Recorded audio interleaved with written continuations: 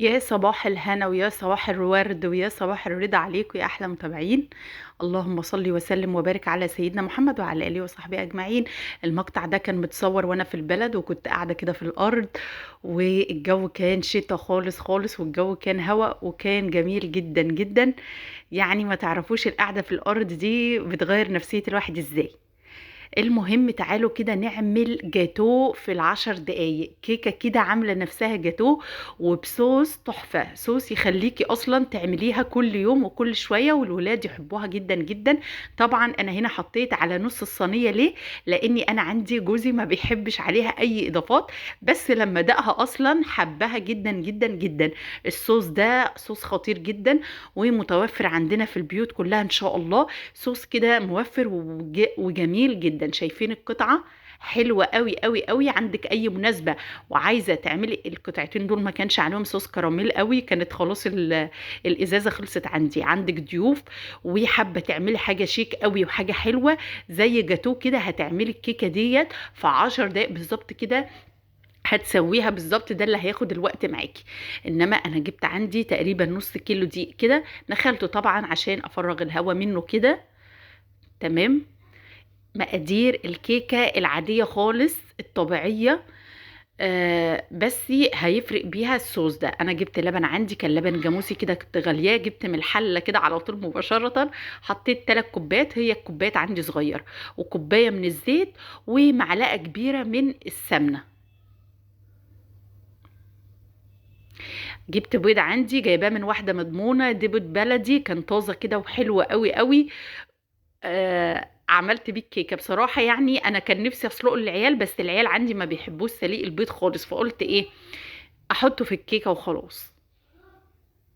وحطيت عليهم كيسين فانيليا، وهضرب كله بقى في الخلاط. وحطيت طبعا كوبايه ونص سكر كبيره كده، عايرت كده بالويم، وضربته في الخلاط. وكل ده حطيت ذرة دقيق طبعا، ذرة ملح، وعليها كيس بيكنج باودر، وخلطت كله كده مع بعضه. وهنزل بالخليط اللي انا ضربته في الخلاط.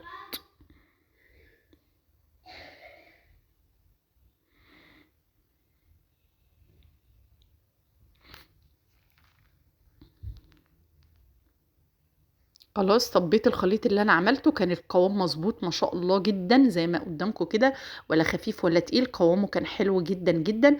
وهدخلها الفرن. انا كنت مولعه الفرن من قبلها، يعني تقريبا على درجه حراره كده 180 او 200. هتقعد في الفرن تقريبا من نص ساعه ل 40 دقيقه كده. وخرجت ما شاء الله حلوه وزي الفل، زي ما هتشوفوا دلوقتي.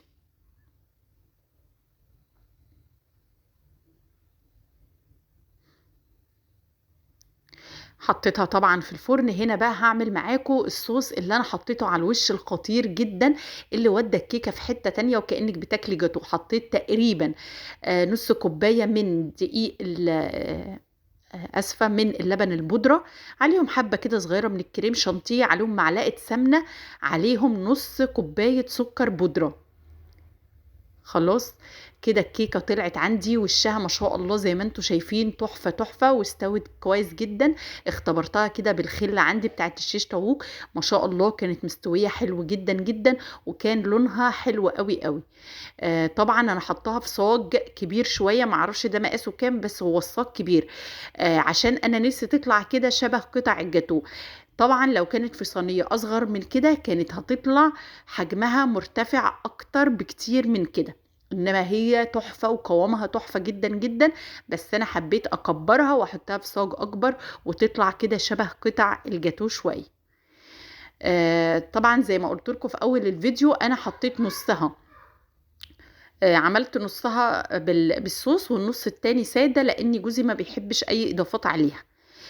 بس طبعا دقها بالصوص حبها جدا جدا. شايفين بيضة ازاي، بيضة وطرية واسفنجية وجميلة جدا جدا ما شاء الله، الله اكبر.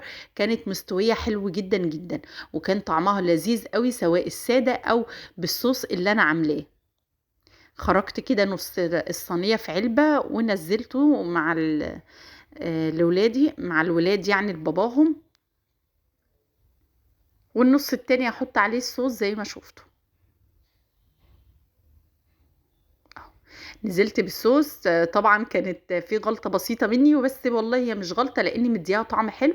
القطع اللي قدامكم دي قطع الزبدة. المفروض كنت احط الزبدة متسيحة عشان تتضرب كويس جدا في الخلاط، بس هي اتحطت كده والجو ساقع طبعا. بس عايزه اقول لكم طعمها حلو قوي قوي قوي في قلب الكيكه. كان خلاص علبه الكراميل بتشطب مني، حاولت انزل كل اللي فيها كده على الصوص الابيض التحفه ده. مش عايزه اوصف لكم جمال الكيكه يا جماعه، والله الكيكه تحفه تحفه تحفه. وهتنجز معاكي لو جايلك ضيوف او عندك عزومه وعايزه تعملي حاجه زي الجاتو، بدل ما تقعدي تعملي كريم شانتيه والجاتو والحاجات ده كله. فالكيكه دي هتنجز معاكي وشيك جدا. آه وبس كده. فضلت اخرم فيها كده بالخلة عشان الصوص يدخل جواها كله. طعمها كان تحفة وفوق الخيال. ده تاني يوم كده حبيت احط منها ليا وافطر مع كوباية القهوة. كان طعمها حلو جدا جدا جدا فوق ما تتخيلوا. وصفة كده، وصفة في الانجاز، وجربوها وهتعجبكم ان شاء الله. متنسوش تحطوا لي اللايك لو الوصفة عجبتكم، واللي لسه مش مشترك معايا في القناة يشترك ويفعل زر الجرس عشان يوصل لكم كل فيديو جديد انا بقدمه.